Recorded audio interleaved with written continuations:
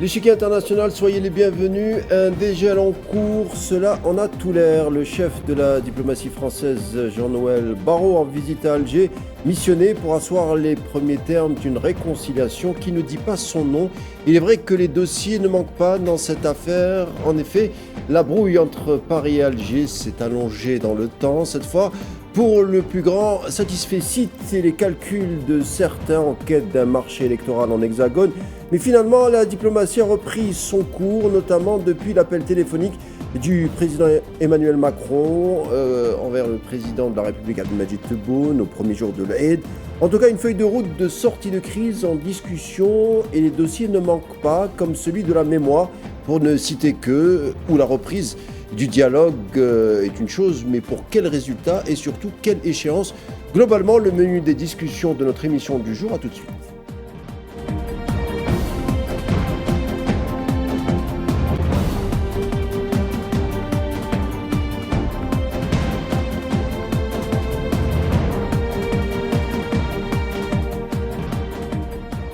Reprise du dialogue entre Alger et Paris avec la visite de Jean-Noël Barrot et pour se pencher sur une feuille de route de sortie de crise, car crise il y eut et cette fois-ci elle a concentré plusieurs thématiques. On va justement les énumérer avec nos invités du jour. Tout d'abord, Kamal Mansari, bonsoir. Merci d'être des nôtres, directeur de publication du Jeune Indépendant.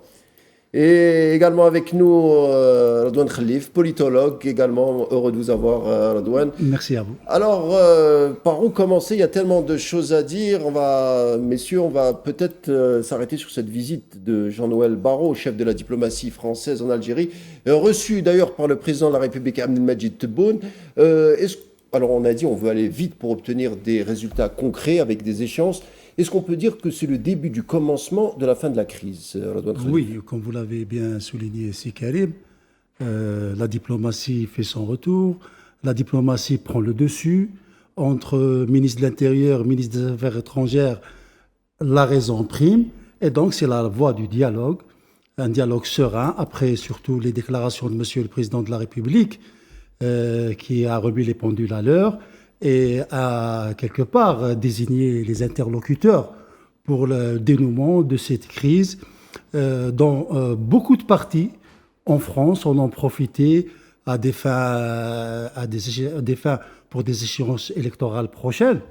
Et donc je pense qu'aujourd'hui, dans cette entrevue, que je pense aussi a duré longtemps, 2h30. Oui, 2h30, on aura des acheminements, une feuille de route qui va conduire à rétablir les relations entre les deux pays, diplomatiques et tout ce qui suit par la suite, et apaiser cette crise qui a été beaucoup plus médiatique que diplomatique entre nos deux pays. Kamal Mansari, peut-on acter un début de sortie de crise? Bien sûr, après la rupture de bande, nous sommes dans la reprise. Pourquoi? Parce que déjà, lors du contact ou l'échange téléphonique entre les deux chefs d'État, Macron et président Tebboune, donc il y a eu une feuille de route qui a été établie dans le communiqué conjoint qui a été publié par les deux États, par les deux présidences, on voit qu'il y a une feuille de route. Donc tous les sujets qui faisaient l'objet de discorde entre les deux pays, nous avons les migrations, les OQTF, le cas de Sansal, nous avons aussi la mémoire, l'aspect sécuritaire, le dossier sécuritaire et bien évidemment la coopération économique et commerciale. Tous ces éléments-là sont aujourd'hui réactivés, c'est-à-dire la visite qui était déjà annoncée dans le communiqué conjoint du 31 mars, que M. Barrot allait justement mettre sur les rails, réactiver cette coopération ou bien cette reprise, mais avec une tête de chapitre, avec un titre qui est d'égal à égal. Donc, aujourd'hui, certes, on converge vers une reprise des relations, mais il ne faut pas oublier que ça a été difficile. Le passage, la reprise a été départ un peu crispé quand on voit dans les visages, parce qu'il faut lire un petit peu ce qui se passe sur les visages des deux délégations, des deux membres des délégations. On voit un petit peu que ça a été probablement difficile parce que la rupture, elle date depuis 30 juillet 2024, donc c'est une longue période, il y a eu rupture de dialogue et tout. Donc cette rupture qui s'est donc s'accentuer avec la campagne menée par la droite et l'extrême droite qui a encore pesé de tout son poids pour que cette crise perdure aujourd'hui. Tout ce chapitre-là est balayé. Donc les tenants de cette escalade sont neutralisés. On va maintenant vers le dialogue et la reprise de la relation. Il y a énormément de dossiers sur la table, évidemment.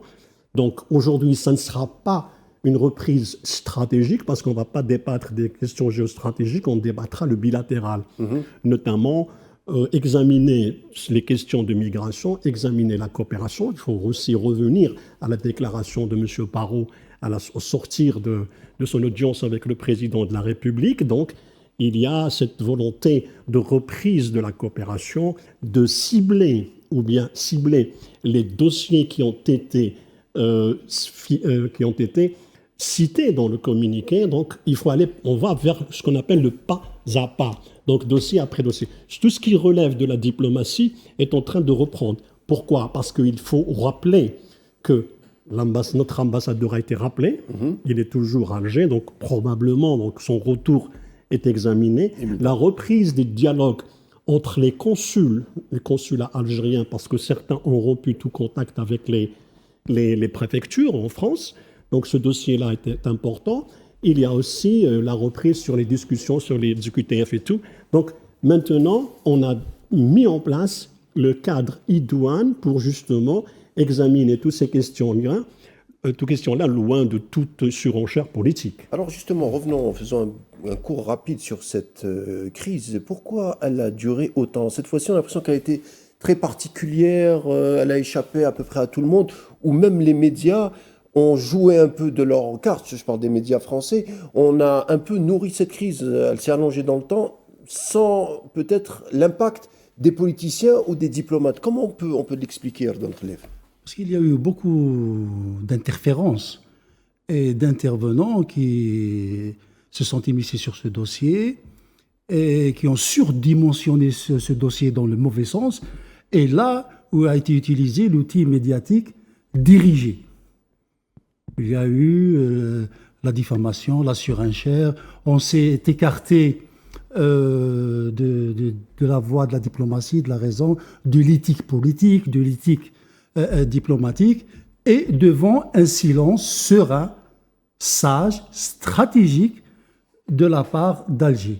Et donc, laissant tous ces bruits faire leur cours, le président de la République a tranché et a dessiné le cadre dans lequel pourrait se résoudre cette crise diplomatique entre les deux pays, dans son intervention avec les médias. Et donc, de là, le président Macron a pris l'initiative de faire le pas vers ce cadre diplomatique de haute fréquence par rapport au dossier, à cette crise, et ce qui a engendré par rapport aux deux communautés algériennes et françaises et notre communauté installée à l'étranger. Et donc, ça a abouti à cette rencontre, à ce déplacement du ministre des Affaires étrangères, qui avait lui aussi proposé cette initiative par rapport au dérapage du ministre de l'Intérieur français concernant plusieurs points, plusieurs dossiers, en mettant un ultimatum, en mettant les nerfs à vif de l'extrême droite qui a profité de cette situation pour quelque part préparer une pré-campagne d'élection présidentielle pour les échéances à venir en France. Et donc aujourd'hui, je pense et je suis sûr et certain que cette crise va se dénouer tout doucement, crescendo, dossier par dossier, selon les priorités de chaque dossier et dans le respect mutuel des deux pays et des deux castes dirigeantes. C'est vrai, Retailleau, le ministre de l'Intérieur, a joué un rôle durant cette crise. Il a parlé quand même il a parlé de menaces graduées, d'impact de la force, qu'il fallait quand même traiter Alger d'une manière un peu différente. On a du mal à croire qu'il aurait eu le même discours si c'était notre pays que l'Algérie. Et d'une dernière chose, il a dit que si sa ligne n'était pas suivie par le gouvernement d'Emmanuel Macron, sa démission serait envisageable. Alors, c'est étonnant. Pourquoi Emmanuel Macron a rappelé à Macron, pourquoi Emmanuel Macron a rappelé Retailleau à ce moment-là? Pourquoi il lui a demandé d'arrêter le cirque Retailleau à ce moment-là, selon vous? Vous savez, dans la gestion des affaires des États, donc il y a des canaux officiels et des canaux traditionnels pour ce qui est de l'Algérie et la France. Donc il y a toujours des canaux, c'est une histoire très, très vieille. Donc il y a beaucoup de dossiers entre les deux pays et beaucoup de canaux. Et il ne faut pas oublier la dimension humaine, donc surtout sur le plan quand on parle de la diaspora algérienne qui est très, très importante en France. Maintenant, pour revenir au cas de Retailleau. Retailleau a pris en otage le dossier, donc il l'a fait sien. Cette crise, il l'a prise en charge.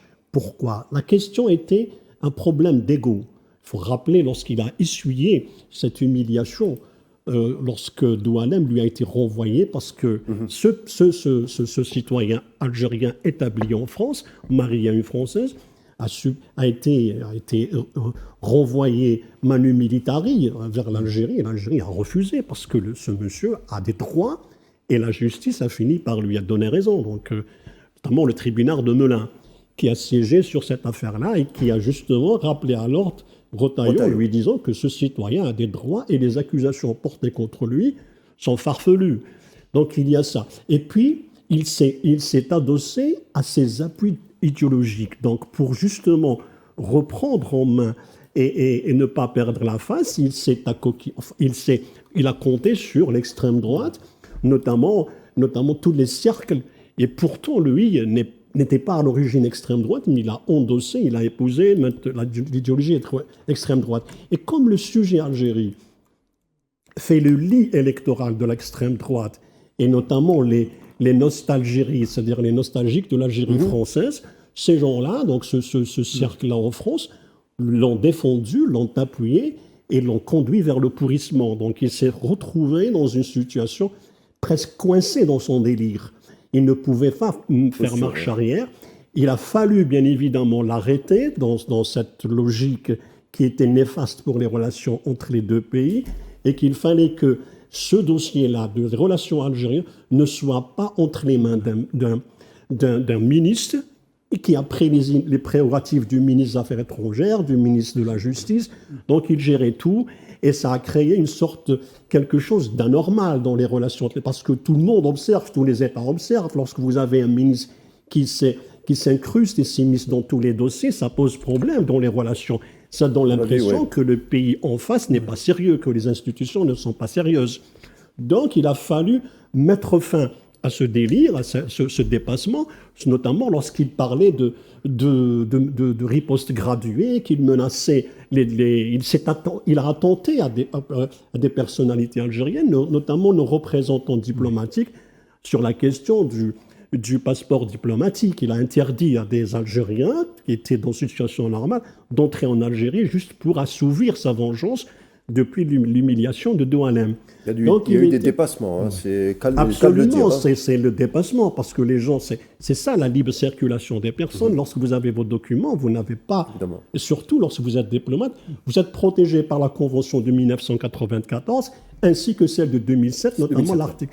Donc vous voyez, c'est déjà cette réalité, cette situation a mis mal à l'aise la France et certainement au niveau notamment Macron. Et surtout, elle a mis mal à l'aise aussi Bayrou parce qu'il a été entraîné dans cette logique par Retailleau lorsqu'ils ont tenu la réunion restreinte exclusivement consacrée à la question migratoire. C'était incroyable. Donc on n'a jamais vu ça dans l'histoire des relations entre les deux pays. Mais maintenant, on voit que les choses se reviennent. Il y a un très très important point qui a été aujourd'hui cité par M. Barrot dans sa déclaration, c'est que les choses se font dans la discrétion. Pourquoi la discrétion? Il a insisté sur ce mot-là. On parle de discrétion pour éviter que les relations ou les dossiers qui concernent les deux pays soient pris en otage par des médias ou par des personnes politiques, soit que ça revienne dans le cadre normal. Le canevas qui est destiné, c'est la communication entre les institutions et non pas dans les débats de plateau qui deviennent la référence ou le terreau de calcul politique. Le terreau et tout, voilà. Alors, Redouane Khalif, on parle bien entendu de renouer le dialogue, sauf qu'il y a une thématique qui a mis le feu aux poudres. Il faut qu'on en parle, le Sahara occidental. Tout commence quand Emmanuel Macron reconnaît la feuille de route du Marzen, c'est-à-dire que la France, en tant que membre du Conseil de sécurité, a dévié du droit international.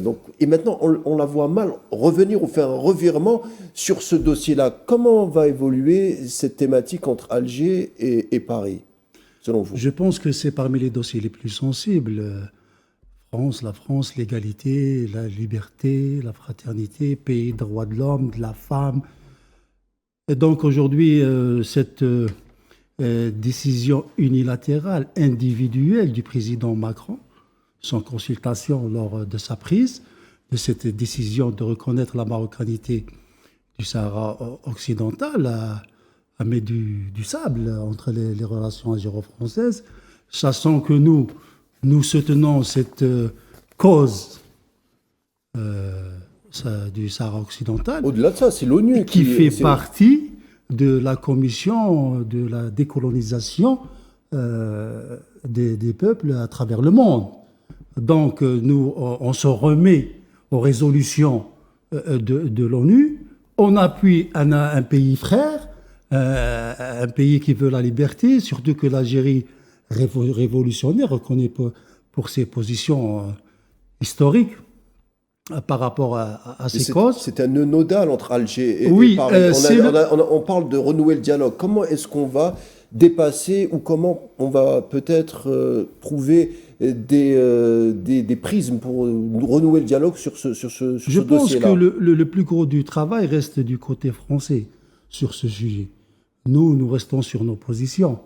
On n'a pas changé de position, on n'a pas changé d'avis, on n'a pas changé d'optique.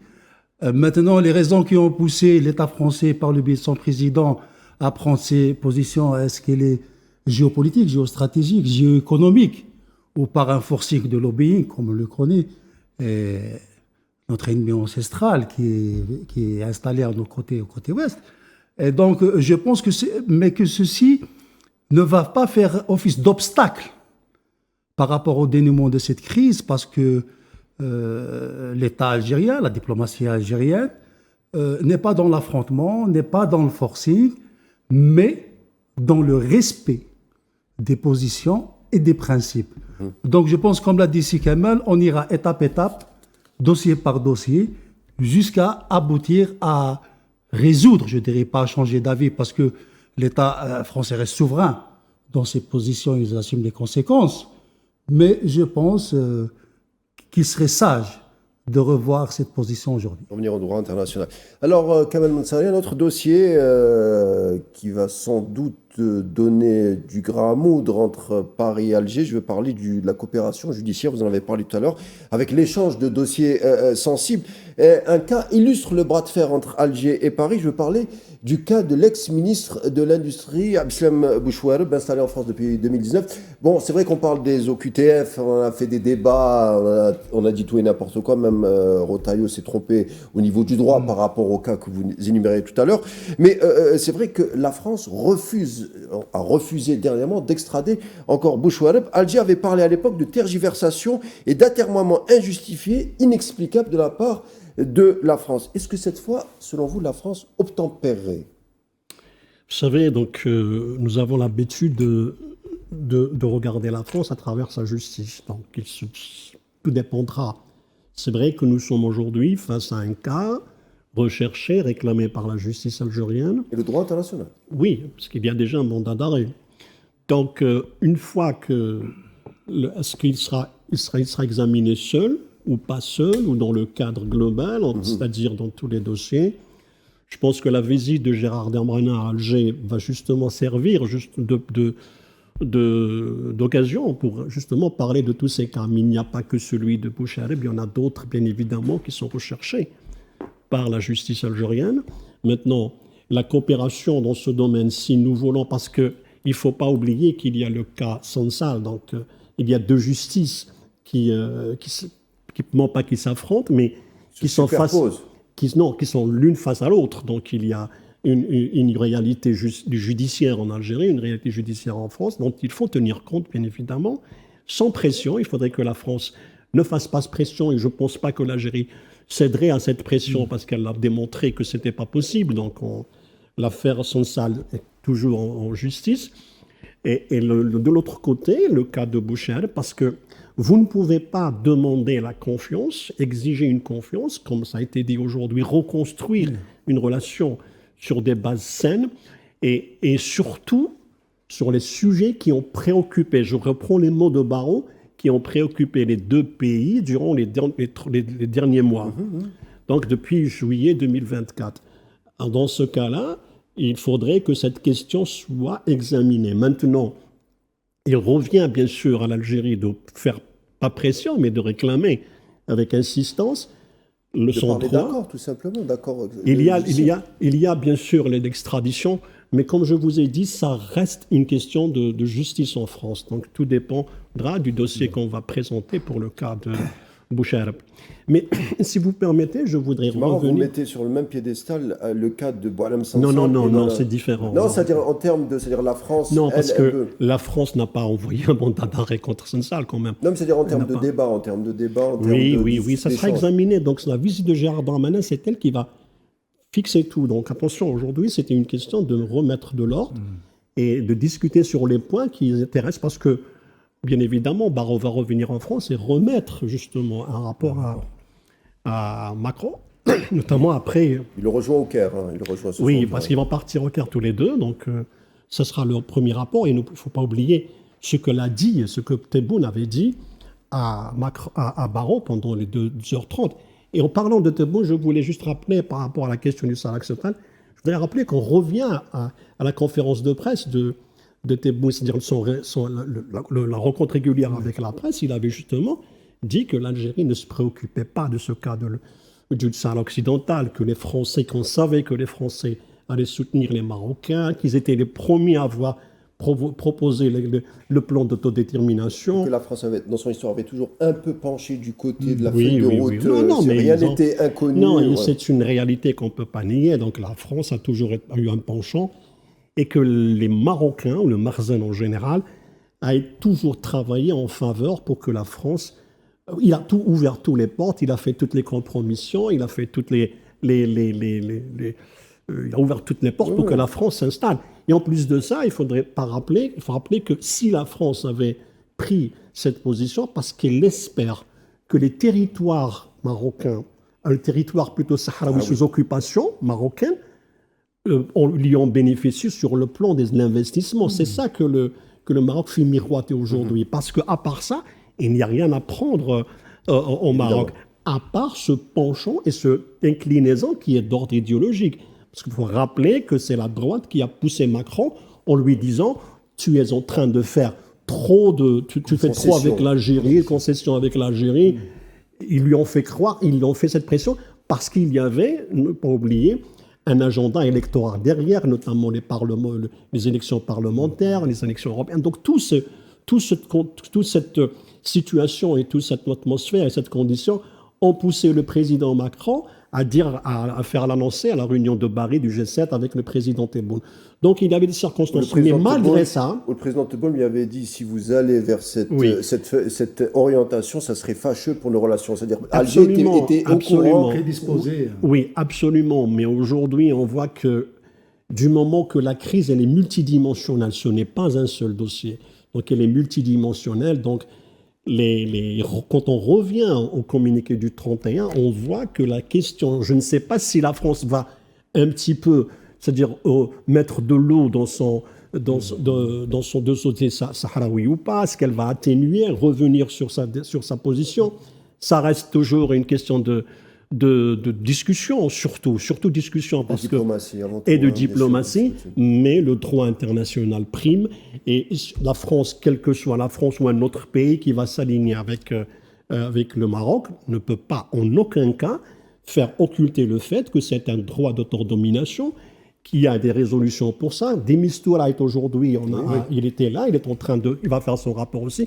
Ça restera toujours une question d'autodétermination d'un territoire qui est sous l'autorité de l'ONU. Voilà, donc c'est pas possible les intentions, mais nous avons une relation particulière, c'est pour ça que je vous ai dit que ce sont plusieurs dossiers à la fois. Donc c'est pour cela que je pense qu'ils vont être discutés séparément. Ce sera le mot de la fin, le temps passe vite. On aurait pu parler également de la mémoire. Il faut dire que Mohamed Zeridi, président du côté algérien de la commission mixte des historiens, se rendra à Paris prochainement pour parler des nouvelles montures du dialogue, un dialogue qui a été gelé durant des mois. On en parlera pour une prochaine édition. Merci messieurs d'avoir été des nôtres. L'Échiquier international se conclura sur les mots de Kamal Mounsari qui a été avec nous. Merci.